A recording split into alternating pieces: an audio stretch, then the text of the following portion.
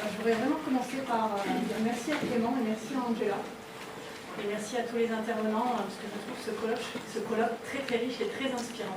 Et j'aime beaucoup toutes les directions qu'on aborde. Vincent et moi, en théorie et pratique du CARE, on va être très clairement dans la catégorie pratique. Et, on a envie d'amener aujourd'hui une approche dans ce sens-là. C'est une approche dont les enseignants heureux changent le monde. C'est la vision du maître zen Thich Nhat Hanh. Le nom a été prononcé ce matin pendant l'intervention d'Hélène Hachège. Donc peut-être que ce n'est pas un nom qui est familier à tout le monde. Sans faire une biographie complète, je vais quand même donner quelques éléments. Un maître zen, donc, qui est encore en vie aujourd'hui, qui a beaucoup œuvré pendant la guerre du Vietnam. Il a d'ailleurs été contraint à l'exil en 1966 suite à un appel contre la guerre du Vietnam.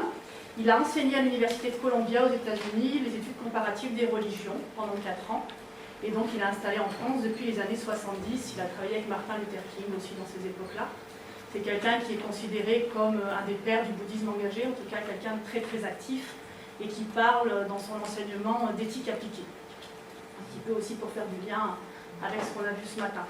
Vous trouverez un ouvrage, j'ai vu en consultation sur la table au fond, un prof heureux peut changer le monde. Et pour vous décrire un petit peu la vision de cet ouvrage et donc de ce maître zen, je vais me permettre de reprendre et de lire quelques phrases qu'il a prononcées lors d'un enseignement durant un temps de retraite destiné à des éducateurs. Je suis enseignant et j'aime mon métier. Je sais que vous aussi, vous aimez votre métier. Vous voulez construire des hommes et des femmes capables d'être heureux et capables de rendre les autres personnes autour d'elles heureuses. Notre mission, ce n'est pas seulement de transmettre des connaissances, mais de construire des hommes, de construire une humanité digne d'elle-même pour pouvoir prendre soin de notre précieuse planète. Nous-mêmes, nous avons des difficultés. Nous essayons de notre mieux, mais l'environnement, la famille, les collègues ont beaucoup de difficultés. C'est difficile. Si les enseignants et les collègues ne sont pas heureux, alors comment pouvons-nous faire pour rendre les jeunes heureux? C'est un grand problème. Le premier pas, c'est d'effectuer un grand retour chez soi-même. On cherche une sortie, mais la sortie commence par une entrée. Revenir vers soi pour pouvoir prendre soin de soi, apprendre à gérer les difficultés en soi.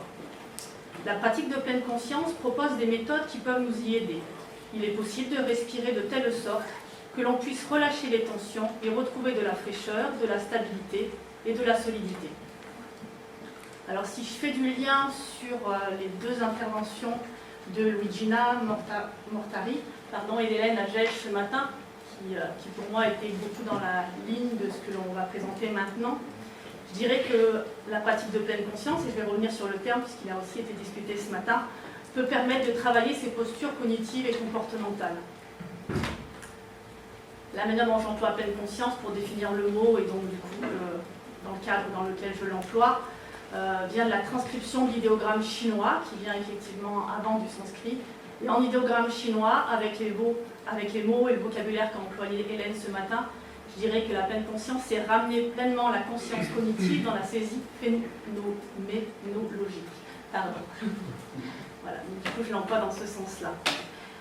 Pareil pour faire du lien avec ce matin.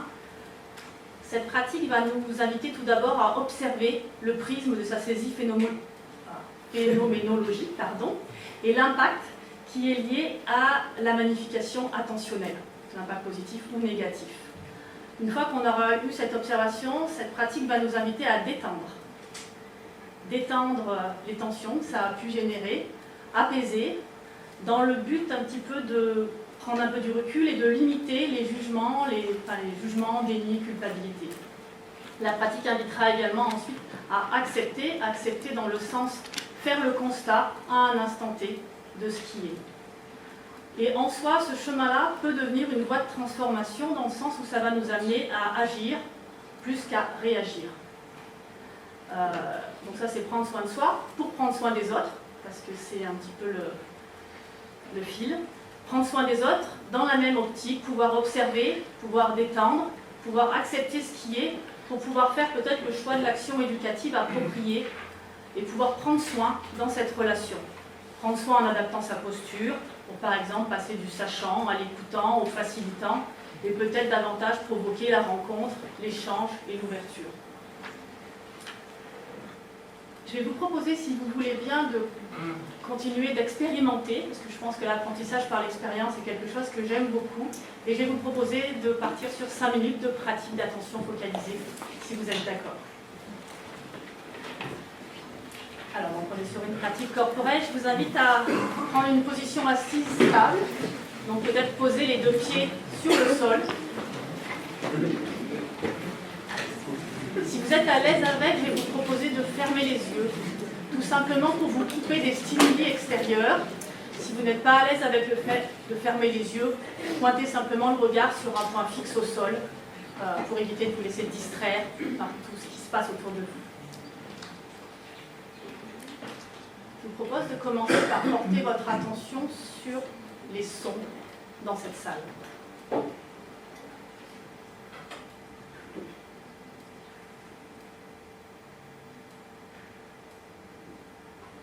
Entendre le bruit de la climatisation, les bruits qui nous viennent de l'extérieur, les mots que je prononce et aussi le silence entre mes mots.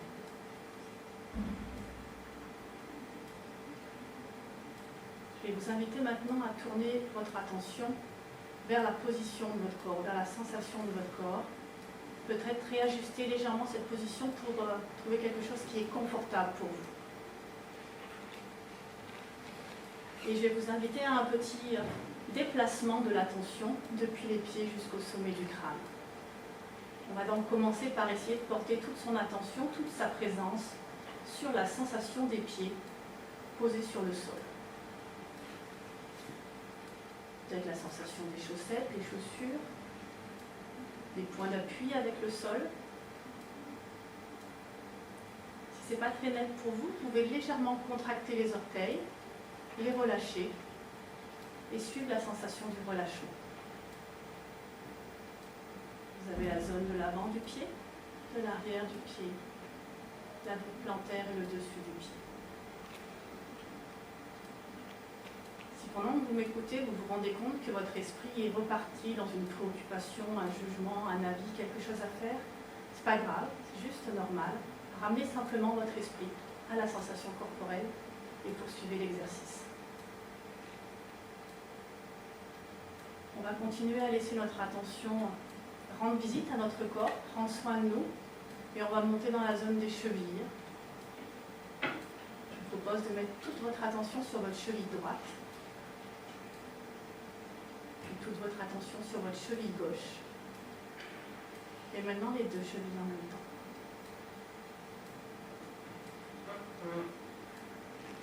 On continue à remonter dans la zone des mollets, les tibias, l'articulation du genou. Je vous propose d'essayer d'être présent à vos genoux comme vous seriez présent pour un être cher. De vous offrir cette attention à vous-même.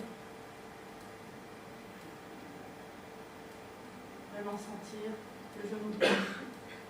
Toute l'attention sur le genou droit. Le genou gauche. Les 2 genoux en même temps. Remonter dans la sensation au niveau des cuisses, les points d'appui avec la chaise, peut-être les mains qui sont posées sur les cuisses. Vous pouvez très légèrement contracter les fessiers, les relâcher et sentir la sensation du relâchement en suivant son voyage dans toutes les jambes. On continue à remonter en installant son attention dans la zone du bassin, à l'interface entre le haut et le bas du corps. On peut prendre conscience de ses jambes depuis cette perspective et de sa verticalité. Et remonter le long de la colonne vertébrale, tranquillement, la zone du coccyx, la zone des lombaires. Vous pouvez laisser votre attention et votre présence masser un petit peu la zone des lombaires et des reins. Apporter de la chaleur, de la présence dans cette zone. Continuez à monter le long des dorsaux, les omoplates, les épaules, la nuque,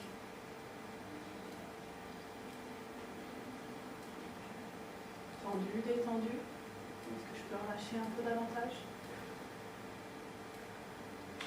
Laissez la présence descendre le long des bras, les coudes, les avant-bras, les mains. Et tranquillement rendre visite à chacun des doigts.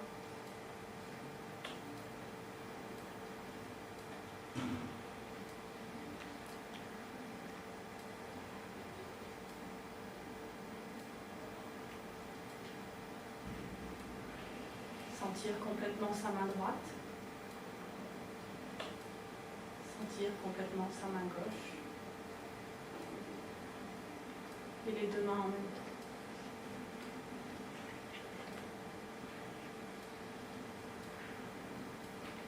Je vous propose de remonter le long des bras, revenir aux épaules, à la nuque, et essayer de prendre conscience de la sensation du crâne, du volume occupé par le crâne,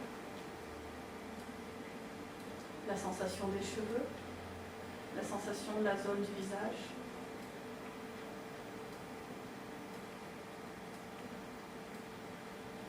Vous pouvez accorder un petit moment d'attention à vos yeux. Là, tout de suite, ils sont comme roulés en boule dans leurs orbites. Ça leur fait deux petites cavernes où ils sont bien au chaud. Et on peut les laisser se détendre en relâchant toutes les tensions oculaires. La zone de la mâchoire, la langue.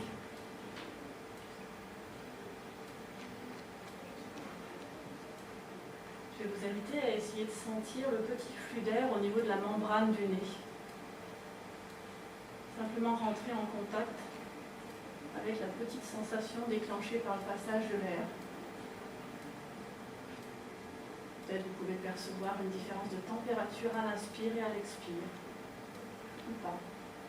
Juste observer.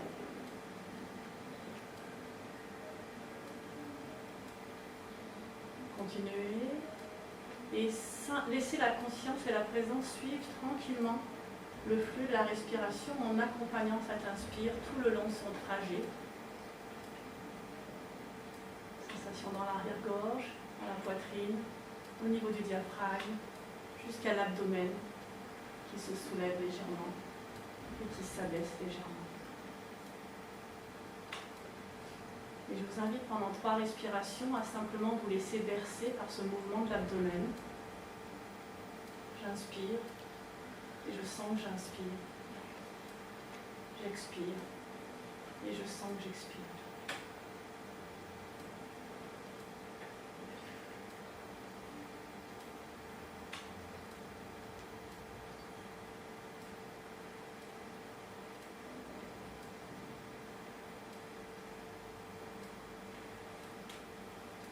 Je vous propose de porter attention à la sensation physique de tout votre corps dans son ensemble et peut-être à l'intérieur, paisiblement, de sourire à votre corps. Vous adressez un signe d'attention, de reconnaissance. Et puis tout doucement, sans même ouvrir les yeux, de reprendre conscience avec l'endroit où l'on est, les personnes autour de nous, et de peut-être laisser votre regard, votre sourire, rencontrer les gens autour de vous, en vous tournant sur votre droite, sur votre gauche, derrière, devant, simplement se relier ensemble, avant de continuer.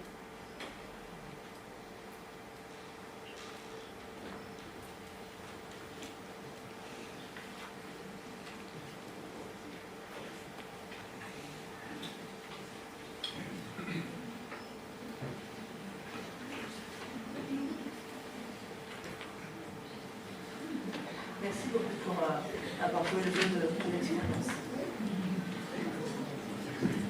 Merci Marianne aussi de nous avoir proposé ces 5 minutes de détente, de pratique. Et, quand on parle de pleine conscience, c'est toujours mieux d'en avoir un petit échantillon. Et Marianne nous a donné un petit échantillon de pleine conscience. Et je vais essayer de vous expliquer un peu ce qu'on propose et ce que ça fait et ce que ça ouvre. C'est ça qui nous semble intéressant, c'est que ça ouvre quelque chose. c'est pas simplement de la détente, c'est aussi quelque chose qui contribue à modifier les actions que l'on peut avoir. Et c'est ça qui me semble intéressant. Alors, donc, ce que j'avais mis, c'était que nous apprenons. Ce que l'on propose, on ne peut pas dire qu'on apprenne, mais on propose aux enseignants de prendre soin d'eux-mêmes pour prendre soin des autres. Parce que le rapport entre soi-même et les autres nous semble fondamental. Si on ne sait pas prendre soin de soi, souvent on ne sait pas prendre soin des autres. C'est-à-dire le rapport qu'on entretient avec soi-même, eh bien, généralement, avec les autres, on va avoir aussi ce type de rapport. Donc, le premier élément sur lequel on porte attention, c'est d'abord s'écouter.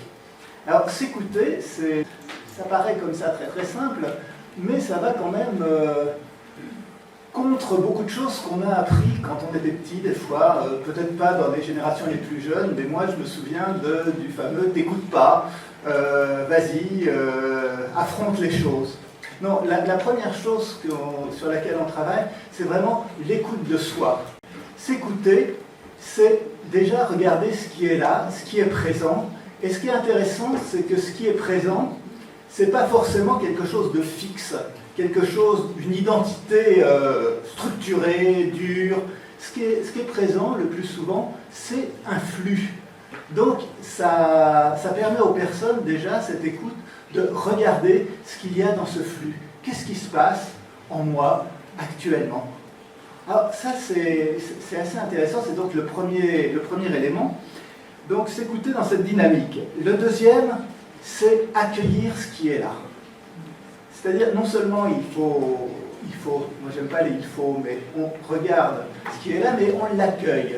C'est-à-dire un accueil sans jugement, un accueil sans se dire, ouais là j'ai vraiment des pensées pas intéressantes, ça, je me surprends moi-même de penser ça, je ne devrais pas, etc., etc. Tous les jugements qu'on peut porter sur soi, si on les porte, on les laisse, on les regarde, mais surtout, on leur offre un espace pour s'apaiser.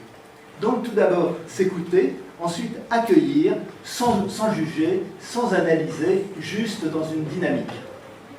Et puis, cette écoute, cet accueil, ouvre surtout, comme on l'a vu ce matin, comme Hélène Agege vous l'a expliqué, ça ouvre la porte à la transformation.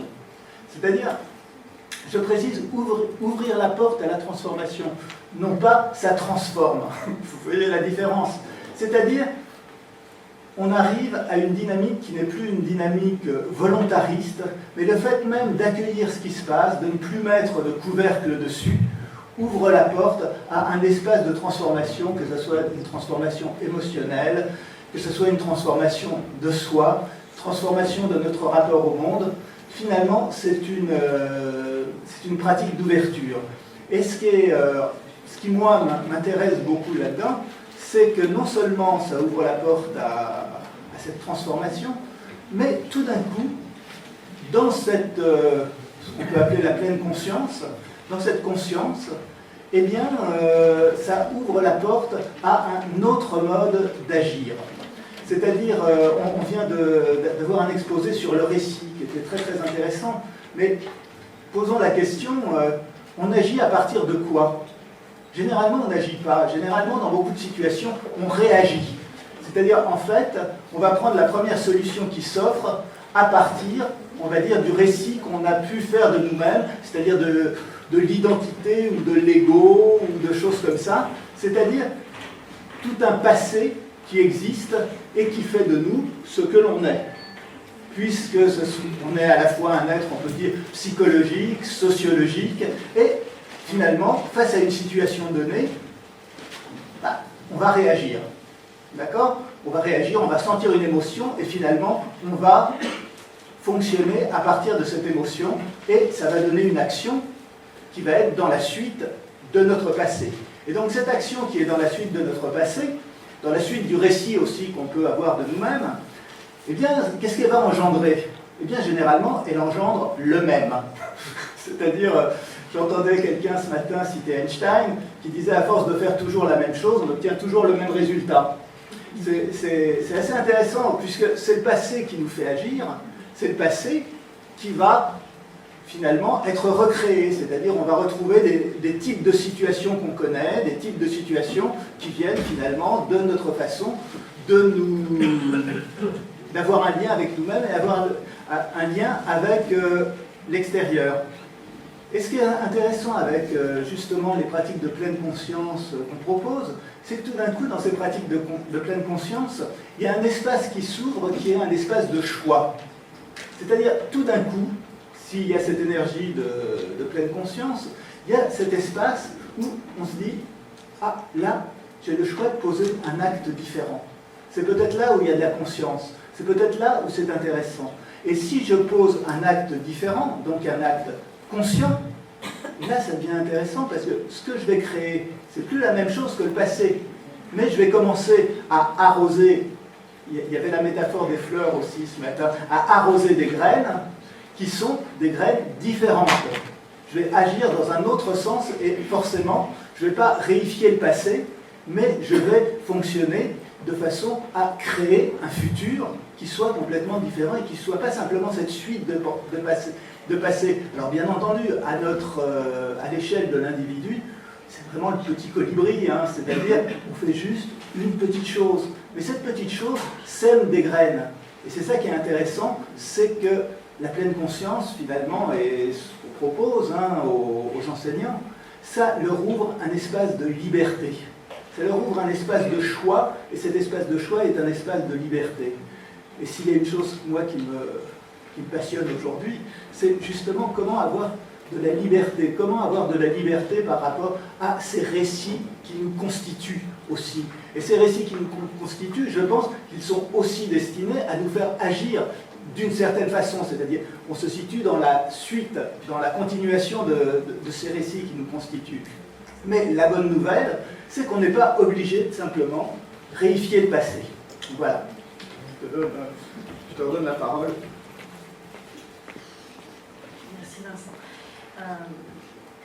J'ai choisi pour illustrer nos propos de vous ramener quelques citations, enfin quelques recueils de témoignages que j'ai pu recevoir des enseignants donc, avec qui je travaille dans le cadre de la coordination de ce réseau Wake Up School. Et du coup, à travers leurs témoignages, du coup, un petit peu soit appuyer ce qu'a dit Vincent, soit même ouvrir d'autres perspectives. Un témoignage d'une enseignante en primaire qui m'a dit un jour, j'ai remarqué quand je parlais vite, je me fatiguais vite et que je me laissais plus facilement emporter par l'agitation des enfants. Ça semble une évidence, on est bien d'accord, et pourtant au quotidien, des fois. Alors j'ai appris à ralentir, j'ai appris à prendre mon temps au niveau de mon débit de parole, ainsi qu'au niveau des mouvements de mon corps. Et ça marche à merveille. Les enfants se calment lorsque je suis calme. Elle était en primaire, hein. On est d'accord, c'est avec des petits. Quelques paroles de Stéphane. Stéphane, il travaille dans une école d'ingénieurs. Il est en poste à responsabilité dans cette école. Et il pratique, lui, donc du coup, la méditation depuis plusieurs années. Il en voyait vraiment les bienfaits sur lui.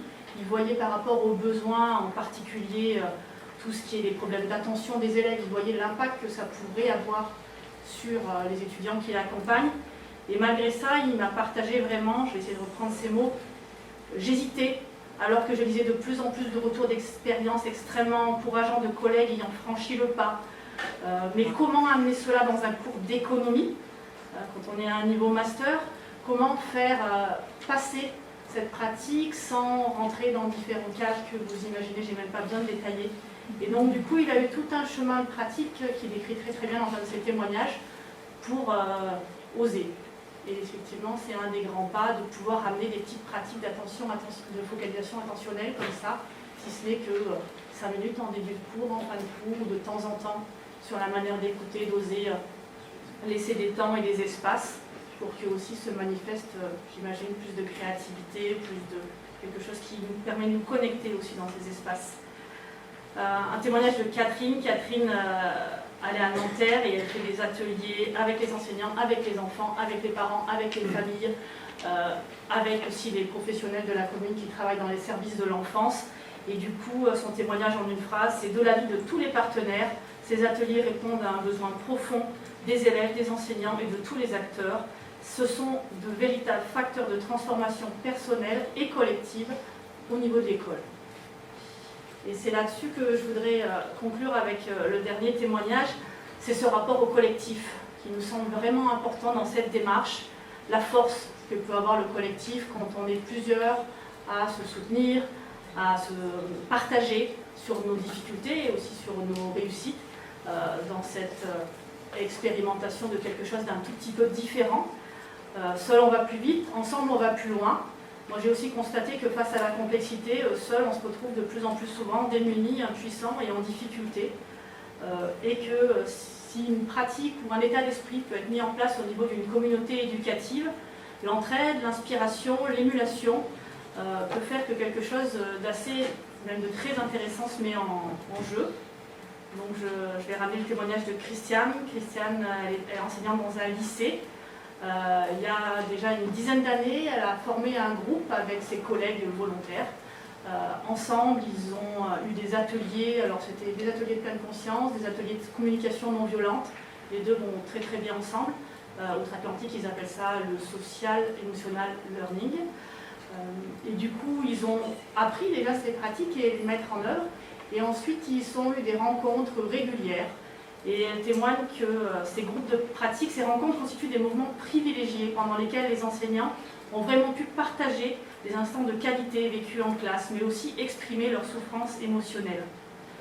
Ce groupe d'enseignants a ensuite eu l'idée de proposer aux élèves des ateliers d'écoute, parce qu'ils sentaient aussi que leurs élèves en avaient vraiment besoin. Ils ont appelé ces ateliers « Pose ton sac ». Et donc du coup, avec un groupe, je lis son témoignage, avec un groupe d'enseignants de mon lycée, nous avons eu l'idée d'un espace d'écoute dédié aux élèves, « Pose ton sac », pour lequel nous avons créé ensemble une charte et une affiche. Nous nous rendons disponibles 2 par 2, quelques heures par semaine, afin d'être vraiment présents pour les lycéens.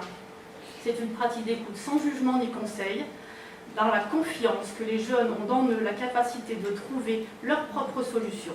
Durant ce temps, l'élève pose son sac et l'enseignant pose sa casquette de prof. L'expérience fonctionne toujours, elle est très très riche, et je trouve qu'au niveau de la rencontre, de la posture et de l'ouverture à une commune humanité et vulnérabilité, c'est un parcours qui me semble inspirant.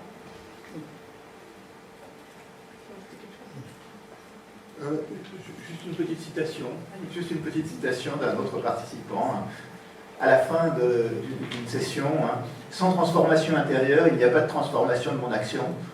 Donc, je commence par la transformation intérieure, puisque finalement, c'est le début. Voilà.